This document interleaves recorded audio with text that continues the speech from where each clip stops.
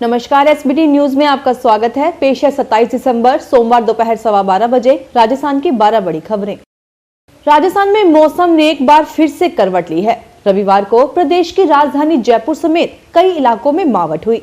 उसके बाद अब अगले 2 दिन और कई जिलों में बारिश के आसार बने हुए हैं। मौसम विभाग के मुताबिक पश्चिमी विक्षोभ के सक्रिय होने से बारिश की ये संभावना बनी है।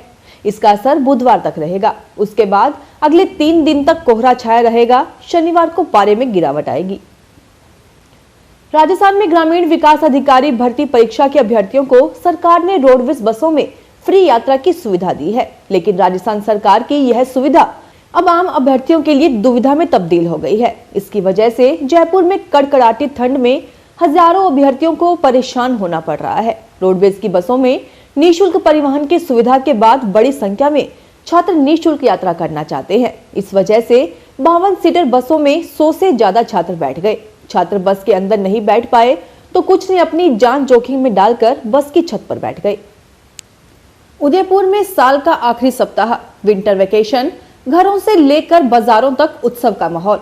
हर सेक्टर में तेजी आ गई है। राजस्थान पर्यटन विभाग के मुताबिक जाते साल की विदाई में हर तीसरा देसी पर्यटक राजस्थान आ रहे हैं। इसकी वजह यह भी है कि महाराष्ट्र, गुजरात, मध्य प्रदेश, दिल्ली, कर्नाटक में कोरोना संक्रमण के चलते पाबंदियां लगाई गई है। राजस्थान ओमिक्रॉन संक्रमण में तीसरे नंबर पर आ चुका है, लेकिन सभी रोगी पूरी तरह स्वस्थ है, नेगेटिव हो चुके हैं। राज्य सरकार ने रविवार को आदेश जारी कर मीडिया और मीडिया कर्मियों से जुड़ी विभिन्न 6 समितियों का पुनर्गठन किया है। इनमें पत्रकारों की आवासीय समस्या के समाधान के लिए 23 सदस्यों की राज्य स्तरीय समिति बनाई गई है। वहीं पत्रकार कल्याण संबंधी मामलों की समीक्षा के लिए विभागीय समिति का गठन और पत्रकार समस्या समाधान समिति का पुनर्गठन किया है। जबकि 2 वर्ष की अवधि के लिए राज्य प्रेस अधिस्वीकरण समिति, राजस्थान पत्रकार और साहित्यकार कल्याण कोष के संचालन के लिए प्रबंध समिति, समाचार पत्रों के वर्गीकरण के लिए राज्य वर्गीकरण सलाहकार समिति का पुनर्गठन किया है।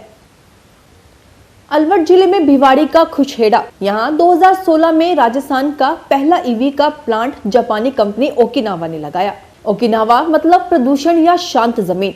प्लांट में बिजली की तेजी इलेक्ट्रिक स्कूटर बन रहे हैं। प्रोडक्शन लाइन के पास बैटरी, टायर, शॉकर, बॉडी व चेसिस आते ही वहां खड़े मैकेनिक इन्हें असेंबल करने में जुट जाते हैं और मात्र 2 मिनट 60 सेकंड में एक स्कूटर तैयार। प्रोडक्शन लाइन से उतारते ही स्कूटर की टेस्टिंग शुरू हो जाती है। महज 450 मैकेनिक व सहयोगी हर दिन 600 से ज्यादा स्कूटर तैयार कर देते हैं। देश दुनिया में ओमिक्रॉन का खतरा मंडरा रहा है। कहीं नाइट कर्फ्यू तो कहीं एक बार फिर से तीसरे दौर की पाबंदियां लागू की जा रही हैं।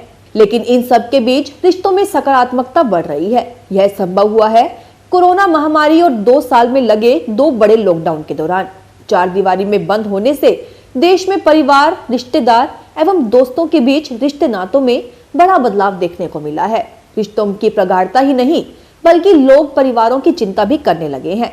पास रहने से उन्हें रिश्तों की अहमियत भी समझ में आने लगी है। प्रदेश में सीएम अशोक गहलोत की अध्यक्षता में कैबिनेट में निर्णय के 7 माह बाद भी नर्सेज को पदनाम परिवर्तन का इंतजार है। अंतर्राष्ट्रीय नर्सेज दिवस पर नर्सेज पदनाम को बदलने की मंजूरी दे दी थी, लेकिन हालात ये हैं कि गजट नोटिफिकेशन जारी नहीं हुआ।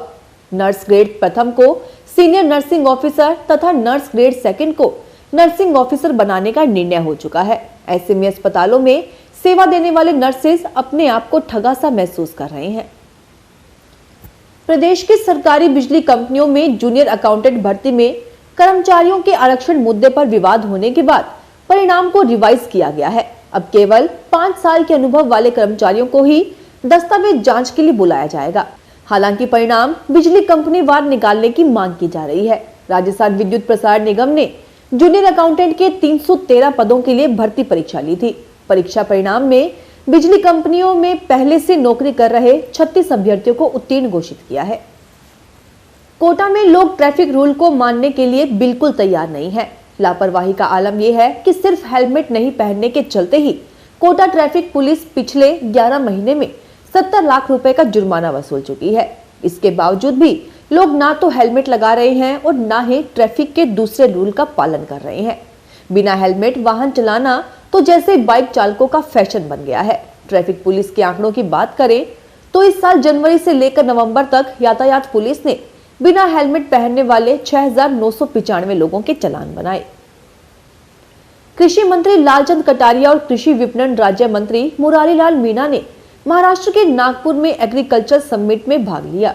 उन्होंने रेशम बाग ग्राउंड में आयोजित एग्रो विजन में प्रदर्शनी का अवलोकन कर खेती, पशुपालन, डेयरी और मछली पालन की आधुनिक तकनीक, कृषि उपकरण, उन्नत नस्ल वाले पशुओं और नवाचारों की जानकारी ली। मुख्य अतिथि के रूप में मत्स्य पालन कार्यशाला को संबोधित करते हुए कृषि मंत्री कटारिया ने कहा कि केंद्र और राज्य सरकारों की योजनाओं के माध्यम से किसानों को मछली पालन के लिए प्रोत्साहन मिल रहा है। आरयू ने दीक्षांत समारोह की तैयारी शुरू कर दी है। समारोह 8 जनवरी को होगा। जिन विद्यार्थियों को गोल्ड मेडल दिया जाएगा उनकी सूची विश्वविद्यालय की वेबसाइट पर अपलोड कर दी गई है। विश्वविद्यालय का कहना है जो विद्यार्थी समारोह में आना चाहते हैं वे निर्धारित प्रपत्र में सहमति दे। मेडल लेने के लिए ड्रेस कोड भी जारी किया गया है। पुरुष महिला अभ्यर्थियों के लिए सफेद रंग की पोशाक तय की गई है। पुरुष सफेद कुर्ता पजामा और महिलाएं सफेद साड़ी या सलवार सूट में मेडल लेंगे। 117 विद्यार्थियों को गोल्ड मेडल मिलेगा। 3D लिट को भी मेडल मिलेगा। राजस्थान के विश्वविद्यालयों में यूजी कोर्स में अभी तक सेमेस्टर सिस्टम नहीं है। वहीं आरयू सहित जिन विश्वविद्यालयों ने कैंपस में पीजी कोर्स में सेमेस्टर सिस्टम लागू किया वे choice based credit system CBCS को नहीं अपना पाए हैं, क्योंकि सभी जगह शिक्षक छात्र अनुपात बिगड़ा हुआ है। जबकि राज्य सरकार ने CBCA लागू करने की घोषणा की थी, जिसके बाद शिक्षा विभाग ने 2020-21 सेशन से ही विश्वविद्यालयों में CBCS लागू करने के लिए पत्र लिखा था। फिलहाल इस बुलेटिन में इतना ही। फिर हाजिर होंगे और बड़ी खबरों के साथ। SBT न्यूज के वीडियो देखने के लिए हमारे चैनल को सब्सक्राइब करें और नोटिफिकेशन पाने के लिए बेल आइकन को प्रेस करें।